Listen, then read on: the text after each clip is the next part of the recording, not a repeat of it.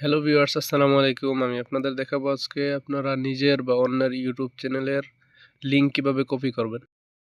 তো তার জন্য আপনারা প্রথমেই ইউটিউবের ক্লিক করবেন, নিচে যে ইউ আইকনটি আছে এটাতে ক্লিক করবেন, তারপরে ভিউ চ্যানেল যে অপশনটি আছে আপনারা ওইটাতে ক্লিক করবেন, তারপরে মোর অপশন আছে আপনাদের কাছে, মোর অপশনে ক্লিক করবেন। দেখেন নিচেই নিজের ইউটিউবের লিঙ্কটি দেখা যাচ্ছে, এটা আপনারা কপি করে নেবেন।